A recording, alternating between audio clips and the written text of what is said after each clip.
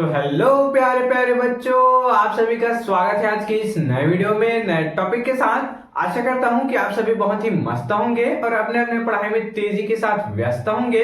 तो इस प्रकार से हम लोग आज के इस टॉपिक में फिजिक्स का जो लास्ट चैप्टर है उसके अंतर्गत आज का जो लेक्चर है तीसरा होने वाला है।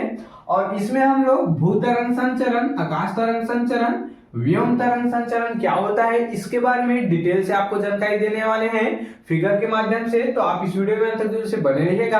आपको ये जो टॉपिक है पूरा एक क्लियर हो जाने वाला है। ये जो टॉपिक है आपके बोर्ड एग्जाम में 2 या फिर 3 नंबर में जो इसे पूछ लिया जाता है या फिर 2 नंबर में इसी को पूछ लिया जाएगा, भू तरंग संचरण, या फिर 2 नंबर में ये दोनों को अलग अलग पूछा जा सकता है। तो चलिए अब हम लोग बिना किसी समय गंवाए इस टॉपिक को जल्दी से समझने का प्रयास करेंगे।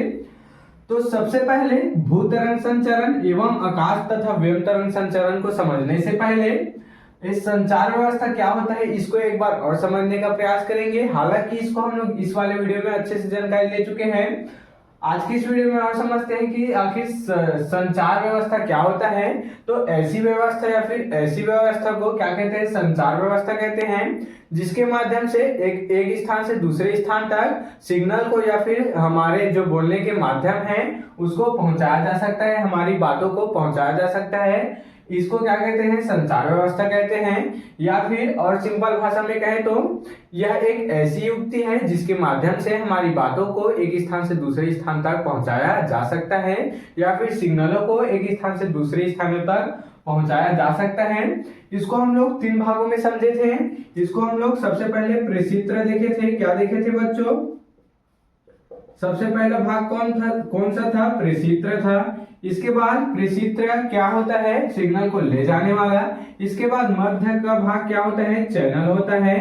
मध्य में क्या होता है? यहाँ पर चैनल हो जाता है कुछ इस प्रकार से। चैनल क्या होता है? जिसके माध्यम से किसको लेकर जा सकता है? इस सिग्नल को जिसके माध्यम से लेना संभव हो जाता है। उसके बाद लास्ट में क्या था बच्चों? लास्ट में अभिग्राही था। इसको हम लोग समझ चुके हैं। अगर आप इस वीडियो को नहीं देखे हैं तो इसका लिंक नीचे डिस्क्रिप्शन में दे दूंगा, इसको समझ लीजिएगा। तो चलिए आगे बढ़ते हैं। क्या है? प्रेषित्र अर्थात सिग्नल को ले जाने वाला, अभिग्राही अर्थात सिग्नल को ले लेने वाला, और ये चैनल क्या है? इसके माध्यम से पहुंचता है। अब क्या होता है, ये जो प्रेषित्र होता है और अभिग्राही होता है किसके माध्यम से ये जाता है और किसके माध्यम से इसको लिया जाता है इसको समझेंगे। तो हमारे अर्थ पर बच्चों ये क्या है? पृथ्वी है। ये क्या है? यहाँ पर पृथ्वी हम मान लेते हैं। अब इस पृथ्वी में क्या होता है? नेटवर्क का टावर होता है कुछ इस प्रकार से, सिग्नल टावर होता है कुछ इस प्रकार से, देख सकते हैं।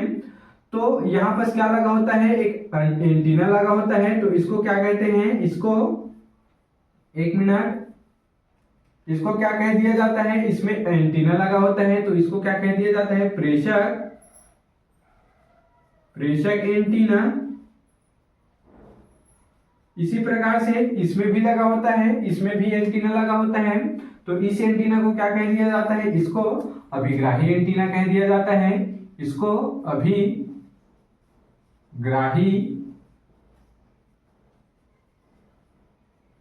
एंटीना देख सकते हैं। अब समझने का प्रयास करेंगे क्या होता है। प्रेषित्र से जो सिग्नल है वह किससे होकर? प्रेषक एंटीना से होकर कहां तक जाती है बच्चों? अभिग्राही एंटीना तक पहुंच जाती है।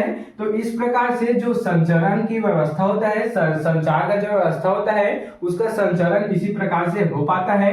तो आइए अब हम लोग इसी के माध्यम से भू तरंग संचरण को सबसे पहले समझने का प्रयास करेंगे। तो भू तरंग संचरण क्या होता है? ध्यान देंगे, भू अर्थात क्या होता है बच्चों? जमीन होता है। भू अर्थात अर्थ का जमीन होता है, जमीन होता है। तो क्या बोला गया है? भू तरंग संचरण में रेडियो तरंगे अर्थात ये जो तरंग जाती है वह रेडियो तरंग ही होती है। तो इसमें बोला गया है कि भू तरंग संचरण में रेडियो तरंगे पृथ्वी के सतह के अनुदिश चलती है, देख सकते हैं। भू तरंग है इस कारण इसमें पृथ्वी की सतह के अनुदिश चलती है अर्थात सतह पर चलती है। अतः इन तरंगों को भू तरंगे कहते हैं तथा इस क्रिया को अर्थात इस सतह के अनुदिश चलने की क्रिया को भू तरंग संचरण कहते हैं तथा इस तरंगों को भू तरंगे कह दिया जाता है। जिसकी आवृत्ति परास कितनी होती है? इसके लिए आवृत्ति परास 1.5 मेगाहर्ट्ज तक होता है, अर्थात इसको 1.5 मेगाहर्ट्ज तक प्रवाहित किया जा सकता है। तो चलिए भूतरंग संचरण को इस प्रकार से समझ चुके हैं। क्या है भूतरंग संचरण? यह पृथ्वी के सतह के अनुदिश चलती है, इसको क्या कहते हैं? भूतरंग संचरण कह दिया जाता है। दूसरा क्या है? दूसरा है आकाश तरंग संचरण। अब आकाश तरंग संचरण क्या होता है, ध्यान देंगे यहाँ पर। वे तरंगे जो प्रेषक एंटीना से सरल रेखा में चलकर क्या बोला जा रहा है, वे तरंगे जो प्रेषक एंटीना से ऐसे सरल रेखा में, अर्थात बच्चों एक सीधी रेखा में चलकर, सरल रेखा अर्थात सीधी रेखा मान लेते हैं, तो ये अर्थ है। और प्रेषक एंटीना से सीधी रेखा में चलकर अभिग्राही एंटीना तक पहुंच जाती है, उसी को बोला गया है वे तरंगे जो प्रेषक एंटीना से चलकर संचार उपग्रह से परावर्तित होकर, या फिर बच्चों प्रेषक एंटीना से चलकर बोल सकते हैं, या फिर संचार उपग्रह। संचार उपग्रह क्या होता है इसको भी हम लोग समझ चुके हैं, उसका भी लिंक नीचे डिस्क्रिप्शन में दे दूंगा, आप वहां से समझ लीजिएगा।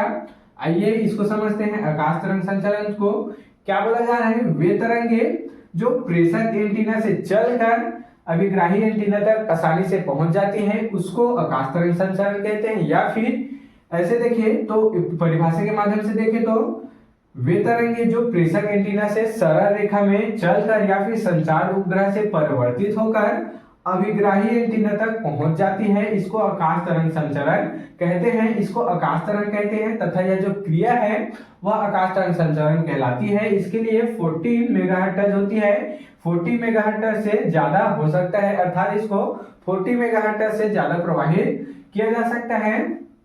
तो क्या है इसमें आकाश तरंग संचरण में? कुछ भी नहीं है। इस प्रकार के तरंग संचरण में जो रेडियो तरंग होती है वह प्रेषक एंटीना से होकर सीधी रेखा में चलकर अभिग्राही एंटीना तक पहुंचती है, इसे आकाश तरंग संचरण कह दिया जाता है, आसान शब्दों में समझे तो चलिए इसी प्रकार से तीसरा देख लेते हैं, व्यम तरंग संचरण क्या होता है। तो व्यम तरंग संचरण के लिए एक हम लोग को फिगर बनाना है, तो यहां पर एक फिगर बना देते हैं। ये क्या है बच्चों, मान लेते हैं कि ये यहाँ पर अर्थ का सतह है, ये जो सतह है वह किसका है? अर्थ का है, अर्थात हमारे पृथ्वी का है, हमारे पृथ्वी का है। अब इसी के ऊपर में, अर्थात आसमान में क्या उपस्थित होता है, इसी के ऊपर में क्या होता है? आयन मंडल उपस्थित होता है। आयन मंडल क्या होता है बच्चों? यहाँ पर आयन मंडल उपस्थित होता है, देख सकते हैं। तो अब क्या होंगे, यहां से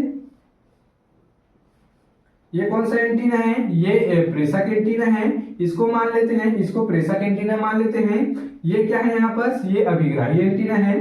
तो इसमें क्या होता है, व्यम तरंग संचरण में क्या होता है, ये जो यहाँ से जब निकलती है, क्या तरंग निकलती है, तो वह आयन मंडल में क्या होती है? टकरा जाती है। टकराने के फलस्वरूप यह परिवर्तित होकर अभिग्राही एंटीना तक पहुंचती है। तो इसी क्रिया को ही क्या कह दिया जाता है? व्यम तरंग संचरण कह दिया जाता है। परिभाषा के माध्यम से देख लेते हैं, आपको आसानी से समझ में आ जाएगा।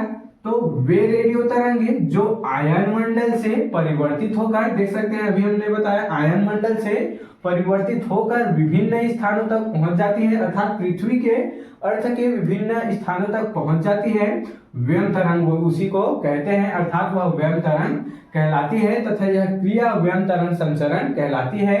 यह इस प्रकार से संचरण होने की क्रिया, अर्थात आयन मंडल से टकराकर पृथ्वी के चारों तरफ फैल जाने की इस क्रिया को, इस संचरण को व्यम तरंग संचरण कह दिया जाता है। इसके लिए आवृत्ति प्रकाश 3 मेगाहर्ट्ज से 30 मेगाहर्ट्ज तक की होती है, देख सकते हैं। इसको 3 मेगाहर्ट्ज से 30 मेगाहर्ट्ज तक इसको प्रवाहित किया जा सकता है। क्या है व्यम तरंग संचरण? इसमें ये जो तरंग है वह आयन मंडल से पहले क्या होती है? टकराती है। टकराने के पश्चात परिवर्तित होकर पृथ्वी के विभिन्न भागों में बढ़ जाती है। तो इस प्रकार के तरंग के संचरण को व्यम तरंग संचरण कह दिया जाता है। तो इस प्रकार से आज की इस प्यारे से लेक्चर में हम लोग भूतरंग संचरण, आकाश तरंग संचरण, व्यम तरंग संचरण को समझ चुके हैं। आप इसके स्क्रीनशॉट यहाँ पर ले सकते हैं।